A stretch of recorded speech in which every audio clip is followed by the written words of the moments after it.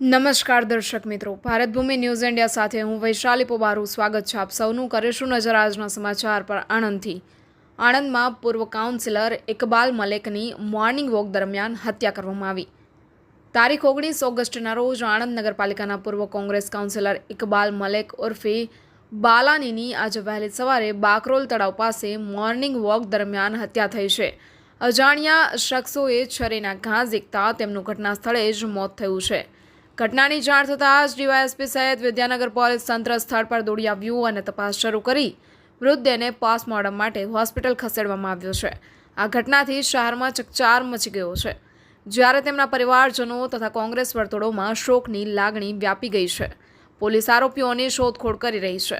Bureau report, Bharatbhumi news India, Anand. 8 વાગે Vidyanagar police સ્ટેશનમાં જાણ થયેલ કે બાકરોલ ગામે આવેલ ગોયા તળાવ ખાતે મર્ડરનો બનાવ બનેલ છે, જેથી વિદ્યાનગરના પીઆઈ ડીઆર ગોહિલ તેમના સ્ટાફ સાથે બનાવવાળી જગ્યાએ જઈ ચેક કરતા મર્ડરની હકીકત જણાવતા આ બાબતે અમોને તથા એલસીબીને અને અન્ય ટીમોને જાણ કરતા બનાવવાળી જગ્યાએ જઈ વેરીફાઈ કરતા આ મર્ડરનો બનાવ બનેલો હોવાની હકીકત જણાવેલ.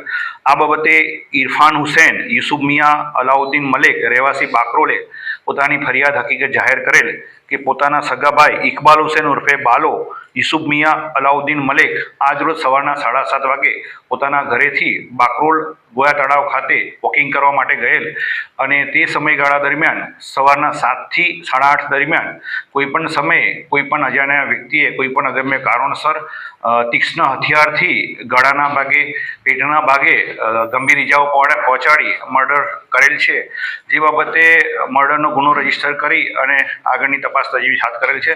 ગુનો અનડિટેક હોય, ગુનાની ગંભીરતા સમજી એલસીબીની ટીમ, વિદ્યાનગર પોલીસની અલગ અલગ ટીમો બનાવી આ ગુનાનો મોટિવ જાણી અને આ ગુનો ડિટેક્ટ કરવા માટે પૂરતા પ્રયત્નો હાથ ધરેલ છે. શરીર પર કેટલા ઇન્જરીના નિશાન છે, કેવી રીતે હત્યા કરવામાં? પ્રાથમિક દ્રષ્ટિએ હાલમાં એનું પીએમ થઈ રહેલું છે. તે તીક્ષ્ણ હથિયારથી મરણ જનાર ઉપર જીવલેણ હુમલો કરેલો છે. ગળાના ભાગે, પેટના ભાગે તેમજ બોડીના અન્ય પાર્ટ ઉપર તીક્ષ્ણ હથિયારથી ઈજા કરેલ હોવાના પ્રાથમિક દ્રષ્ટિએ જણાવેલ છે.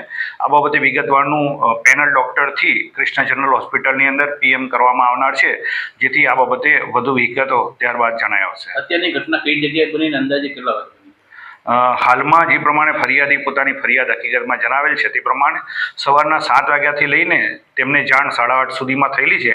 તે દરમિયાન કોઈપણ સમયે બાકરોલ ગામે આવેલ ગોયા તળાવમાં જે વોકિંગ ટ્રેક છે એ વોકિંગ ટ્રેક ઉપર આ બનાવ બનેલ હોવાની હકીકત ફરિયાદમાં જણાવેલ છે. Thank you.